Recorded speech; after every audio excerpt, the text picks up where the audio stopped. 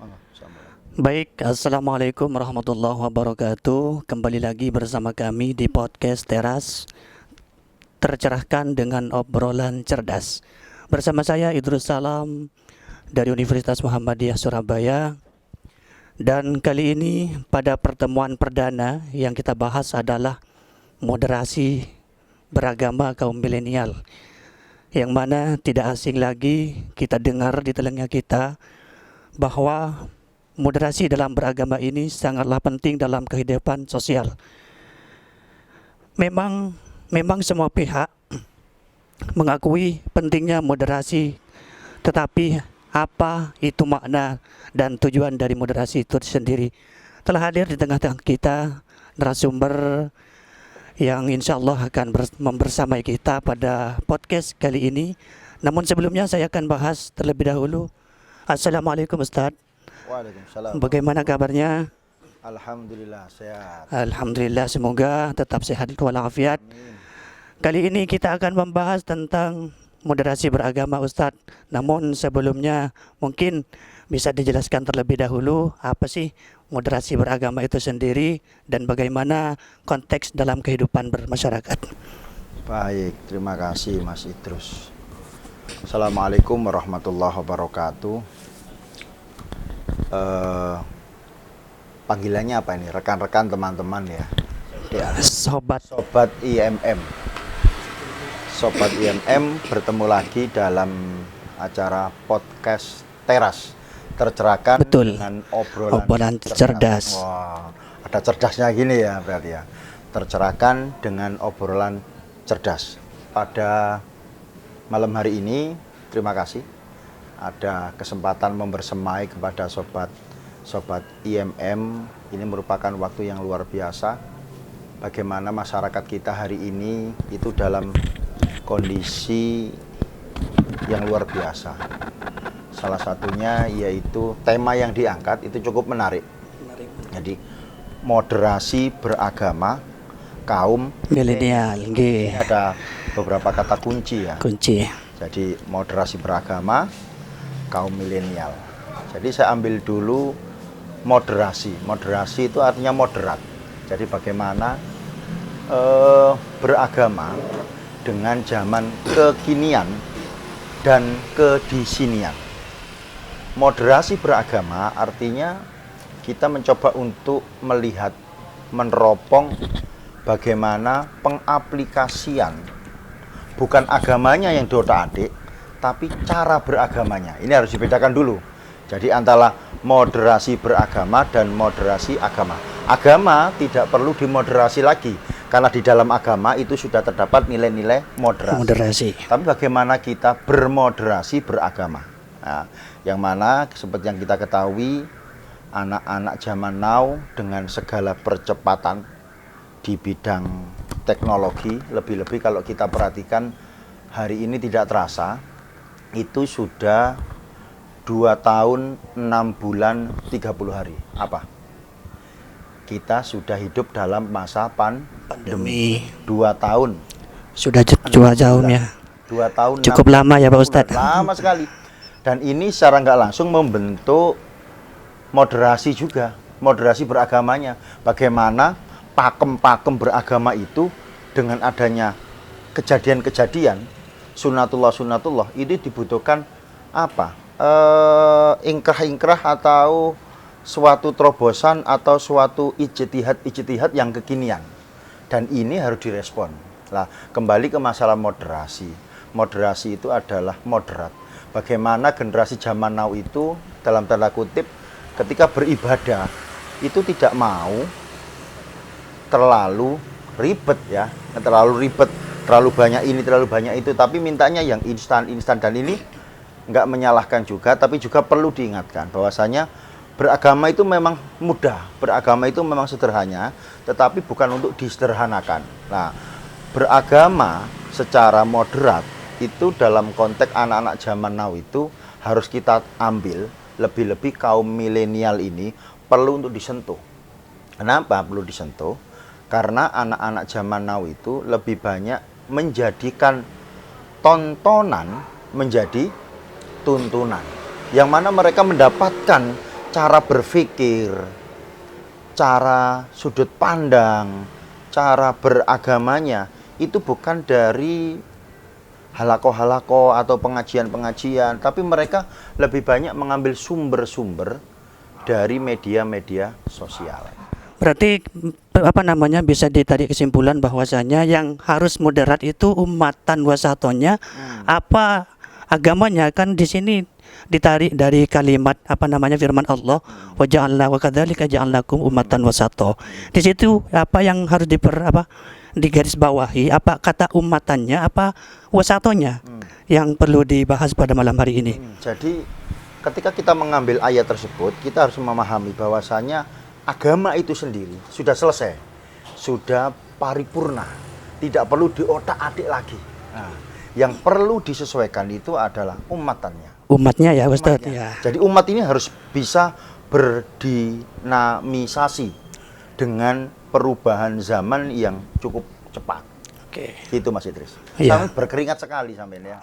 Biasa dari saking semangatnya ini pemirsa. Luar biasa ini. Ya. Iya, ini ada beberapa pertanyaan yang masuk pada kami terkait beragama. Bagaimana jika dilihat dari aspek historisnya dari moderasi beragama itu sendiri seperti apa, Pak Ustadz? Kalau kita melihat sejarah Islam, kita ambil contoh saja moderasi beragama dari sosok Amirul Mukminin Umar bin Khattab saja. Bagaimana ketika ada seorang kakek tua yang datang ke beliau menghampiri, wadul kisahnya gitu. Kakek tua ini beragama Yahudi. Wadul bahasanya. Wadul kayak kalau di Surabaya itu kan ada wadul cairi setiap hari Sabtu. Nah, ya tahu? Ada kan? Nah, Wadul itu kata apa, Pak Ustadz? wadul itu oh ya sobat IMM ini kan banyak yang tidak paham ya. Oh, siap. Wadul itu mengadu. Wah. Oh, aduan gitu. Kami tidak paham wadul ya. Iya. Jadi mengadu. Jadi ada kakek tua yang beragama Yahudi mendatangi Amirul Mukminin Umar bin Khattab mengadu. Kakek Yahudi ini rumahnya digusur oleh gubernur Syam waktu itu kalau nggak salah Amr bin As. Amr bin As. Protes dia. Ya Amirul Mukminin, saya ini rumah saya mungkin kecil, tapi saya punya hak. Kok bisa-bisanya gubernur sampean itu, nah gitu loh ya. Kok bisa-bisanya gubernur sampean itu menggusur rumah tanpa izin pada saya. Nah, di sini pada waktu itu sikap moderasi sudah ditunjukkan. Sejarah mencatat bagaimana Amirul Mukminin Umar bin Khattab mengambil tulang yang sudah agak busuk, mau busuk, ditulis huruf alif tegak, dibungkus kain kafan putih dan berkata, "Wahai kakek tua, berikan ini kepada Amr bin As." Dan ketika balik diberikan oleh Amr bin As, betapa kagetnya kakek tua tadi melongo ketika melihat bagaimana Amr bin As reaksinya memanggil bawahannya, memanggil sahabat-sahabatnya untuk membangun kembali, untuk mendirikan kembali rumah yang digusur tadi. Ini adalah sikap moderasi, sikap keterbukaan, sikap keadilan. Bagaimana umat Islam waktu itu mungkin dalam konteks menjadi penguasa, tetapi tidak semena-mena, menghargai. Sehingga apa? Dengan sikap yang begitu luar biasa dari sosok Amirul Mukminin Umar bin Khattab, kakek tua Yahudi tadi dengan kerelaannya berkenan masuk Islam. Berarti bisa ditarik kesimpulan tidak hanya dari kaum masyarakat saja yang harus moderasi beragama, namun dari pemimpinnya juga kepada masyarakatnya seperti itu. Harus. Lalu ketika fenomena moderasi beragama itu dari segi historisnya, dari cerita tadi dari Umar bin Khattab kepada Amr bin As, maka kenapa kalau dimunculkan pada masa saat ini di Indonesia, faktornya itu seperti apa, Pak Ustadz? Mungkin bisa dijelaskan.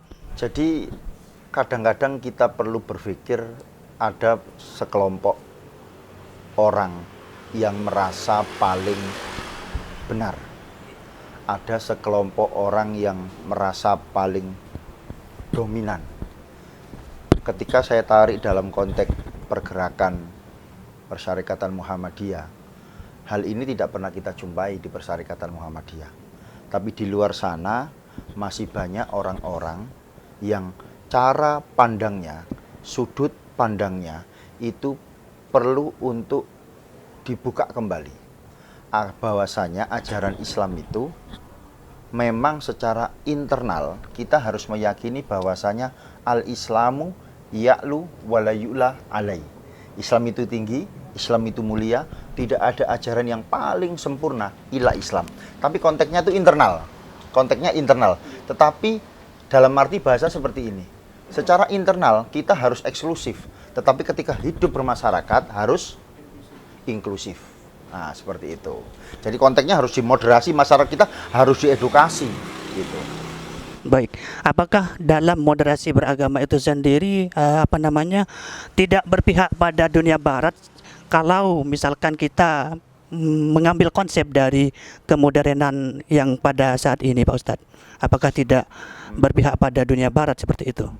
Sebetulnya ketika berbicara moderasi itu, ketika kita kembali ke masa lalu sejarah Islam, sebetulnya orang-orang barat itu banyak juga yang belajar moderasi kepada kita. Berapa banyak sejarah-sejarah mencatat dengan akhlak seorang pemimpin muslim, bagaimana, kalau contoh saja kalau kita melihat penaklukan Konstantinopel ketika siapa namanya itu? Muhammad Al-Fatih. Ketika memasuki Hagia Sophia, ketika orang-orang, mohon maaf, Nasrani ketakutan dengan asumsi karena masuk dalam doktrin pikirannya bahwasanya umat Islam itu kejam, pemimpin umat Islam itu keji, mereka masuk ke dalam Hagia Sophia, gereja, ketakutan. Tetapi apa yang dilakukan oleh Muhammad Al-Fatih? Ketika pintu dibuka, yang pertama kali dicari siapa? Pemuka agamanya. Dan diberi garansi, siapapun yang berada di bawah komando, di bawah kekuasaan, katanya Muhammad Al-Fatih, akan dalam keadaan aman. Ini contoh moderasi. Kalau kita menganggap nilai-nilai moderasi itu dari barat, tidak. Kadang-kadang umat Islam itu sendiri yang latah. Kita itu sudah menjadi agama yang paripurna. Tidak hanya ngurusi masalah akhirat saja, tapi duniawi itu sama. Contoh. Tidak hanya mengurusi masalah agama saja. Iya. Contoh, di Kupang. Di Kupang itu ada Universitas Muhammadiyah Kupang yang hampir 75-80% mahasiswanya itu beragama Kristen. Ini luar biasa. Ini adalah moderasi yang luar biasa. Ada sebutan mereka itu adalah Kristen Muhammadiyah. Ada campuran-campurannya gitu ya. Moderasi seperti ini. Mereka beragama Nasrani, tapi mereka kuliah di Universitas Muhammadiyah. Nah, seperti itu. Oke, baik. Terima kasih Ustadz untuk pencerahannya tadi. Terus yang selanjutnya, bentuk dari moderasi beragama kaum milenial itu sendiri seperti apa Pak Ustadz? Yang seharusnya anak muda seperti kita semua ini harusnya seperti apa di masa yang sekarang ini? Ya, jadi gini Sobat IMM, sampean-sampean ini adalah tulang punggung perjuangan umat Islam, lebih khusus kader-kader persyarikatan. Bagaimana sikap kita sebagai kaum milenial dalam bermoderasi agama? Yang pertama, buka cakrawala berpikir kita, tidak merasa paling benar. Sudut pandangnya itu harus dari kacamata 1, kacamata 2, kacamata 3. Sudut pandangnya harus diambil dari segala aspek. Namun jangan sampai keterbukaan wawasan ini kebablasan. Nah, ini penting sekali karena jangan sampai kita itu bermoderasi agama yang terlalu terlalu ekstrim kanan ataupun terlalu ekstrim kiri. Wasat ya, tengah. Tengah. Harus tengah, mengambil jalan tengah. Bukan berarti mengambil jalan tengah bagi kaum milenialis itu ambigu atau bainahuma di antar, enggak. Tetap tegas. Jadi anak-anak muda milenial itu harus tegas. Bermoderasi dengan kekinian tetapi tidak sampai mempercampur adukan antara akidah dengan bid'ah, dengan TBC dan lain sebagainya. Baik, saya ambil garis bawahnya tadi yang dinamakan wasatiyah, harus diambil jalan tengah. Apakah jalan tengah yang dimaksud di tengah itu apakah terus baik atau gimana Pak Ustadz? Apakah memang ada yang lebih terbaik atau memang yang semacamnya? Seperti itu. Jadi berusaha untuk tidak terlalu kanan, juga tidak berusaha terlalu kiri. Bukan berarti tidak ke kanan atau tidak ke kiri. Ketika kita ngomong tentang konservatif atau sosialis gitu ya, Islam di tengah. Tidak terlalu berpihak pada proletarian, wah bahasanya seperti itu ya. Tidak berpihak pada borjuis, lah bahasanya seperti itu ya, enggak. Tapi di tengah-tengah.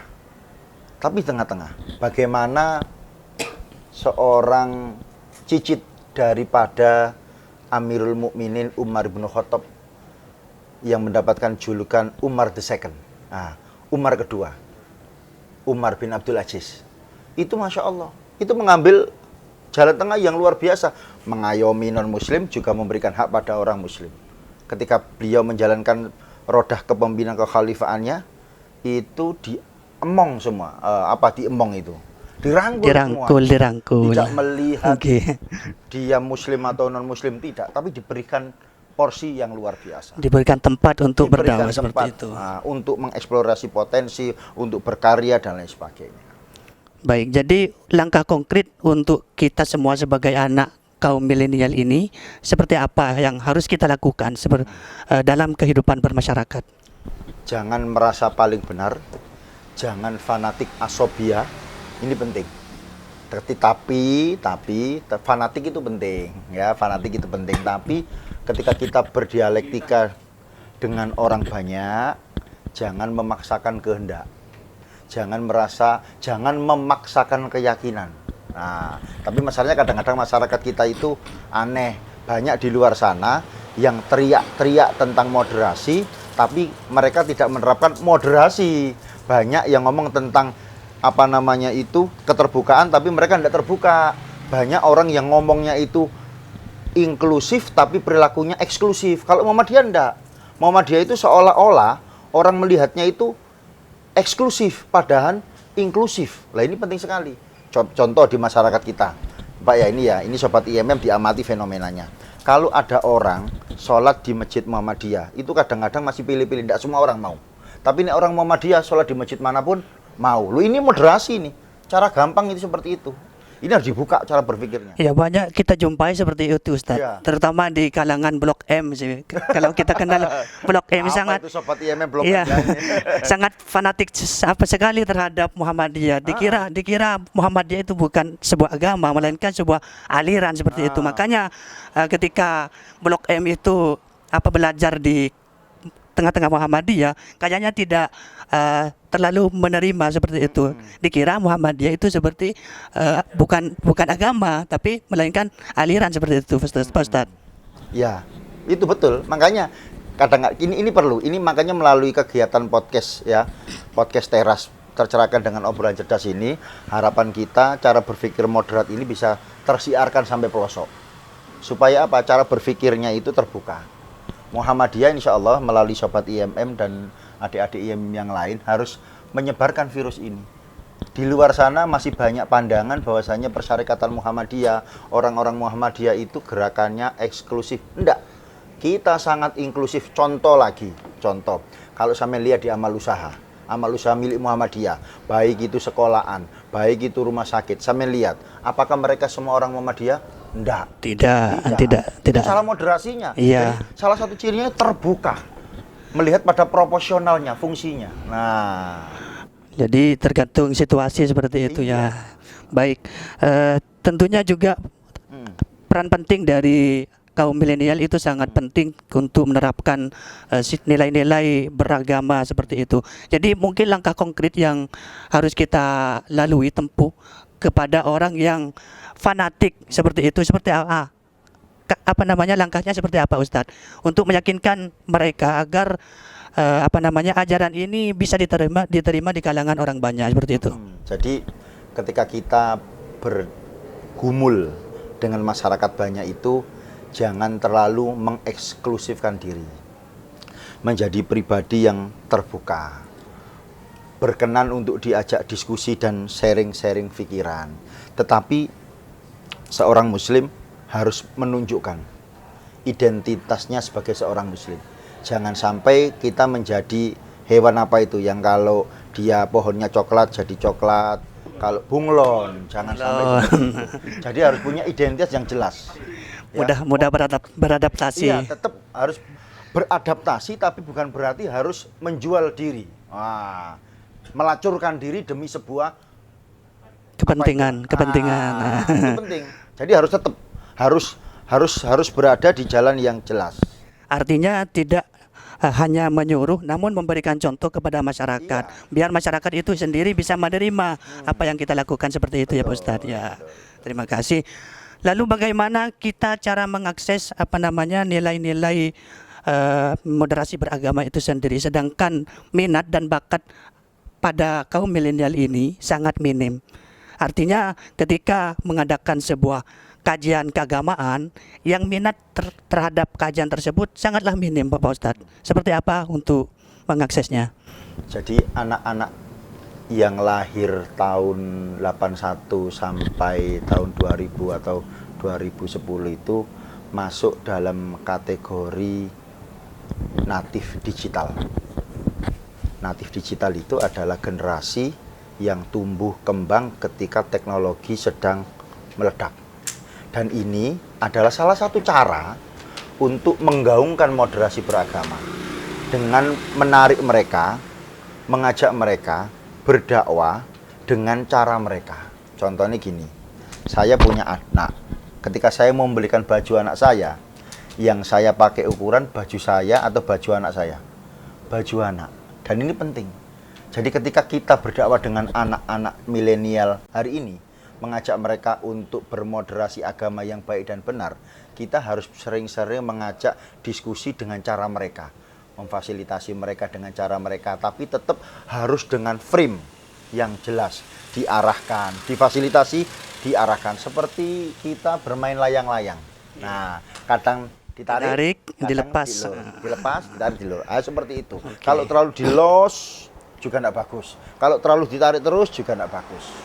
Kan ya gimana? Berarti kita yang harus menyesuaikan kepada kebutuhan mereka ya, biar mereka bisa ikut terhadap apa yang kita inginkan seperti itu. Jadi pertama kali kita ikut, lalu kita fasilitasi, lalu kita arahkan.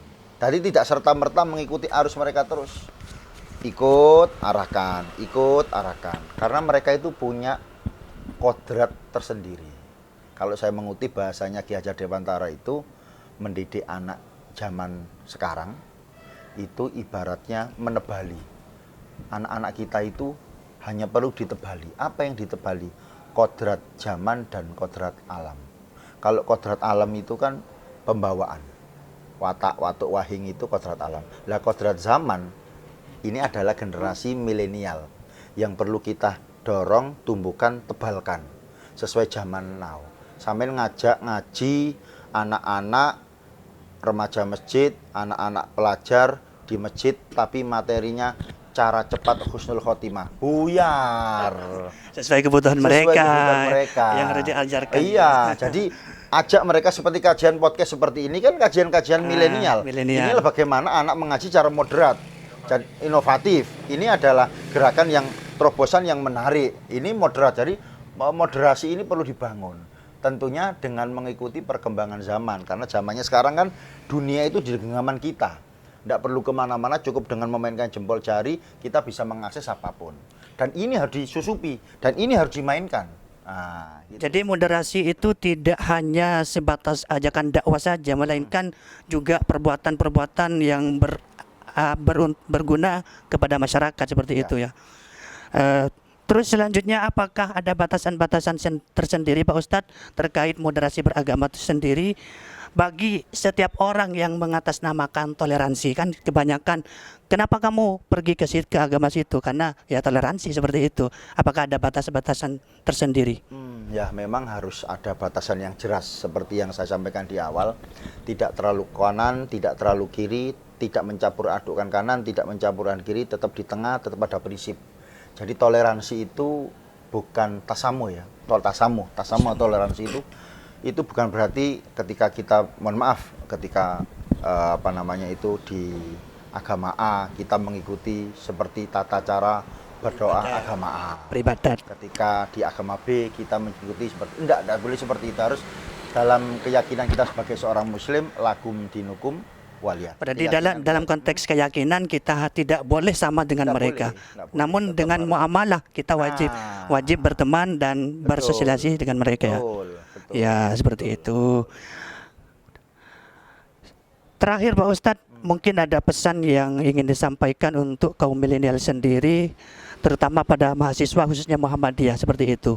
Harusnya bagaimana kita ke depannya seperti apa? Ya, Sobat IMM melalui kegiatan podcast teras tercerahkan dengan obrolan cerdas pada malam hari ini, saya berpesan kepada seluruh Sobat IMM dimanapun berada, jadilah pribadi-pribadi yang hebat, jadilah pribadi-pribadi yang penuh karya, jadilah pribadi-pribadi yang penuh dengan prestasi, tapi tetap rendah hati. Dengan moderasi beragama yang harus dipegang dimanapun dan dikapanpun. Tidak merasa paling eksklusif, tapi memposisikan diri menjadi pribadi yang inklusif. Karena zaman itu semakin berkembang, masyarakat semakin cerdas, masyarakat itu perlu diedukasi dengan cara-cara kekinian dan kedisinian. Jadilah mahasiswa yang menebar nilai-nilai positif dengan senantiasa memberikan contoh-contoh positif dengan masyarakat, tidak merasa paling benar, tapi memberikan sebuah tampilan kebenaran. Saya kira itu. Baik, bisa disimpulkan dari tadi yang kita bahas bersama dengan Ustadz Ferry, semoga sehat selalu ya Pak Ustadz. Amin. Bahwasanya perbedaan itu memanglah sebuah keniscayaan. Bahkan Allah sendiri itu berfirman dalam Al-Quran, Inna khalaqnakum min dzakarin wa unsa wa ja'alnakum syu'uban wa qabaila lita'arafu. Untuk tujuannya saling mengenal satu yang sama lain, bukan menghujat, menghina dan semacamnya. Bahkan kita wajib untuk menolong mereka yang membutuhkan kita, kan seperti itu saudara. Baik, tibalah pada penghujung acara podcast pada malam hari ini. Bertemu lagi insya Allah di bulan depan dengan saya Idrus Salam, tentunya dengan tema-tema yang lebih menarik lagi. Kita sampaikan banyak terima kasih kepada Ustadz. Sama-sama. Semoga sehat selalu Pak Ustadz. Amin. Dan terima kasih atas waktu yang telah diluangkan pada malam hari ini. Mungkin itu saja cukup dari saya selaku host pada kajian podcast malam hari ini. Terima kasih. Wassalamualaikum warahmatullahi wabarakatuh. Waalaikumsalam warahmatullahi wabarakatuh.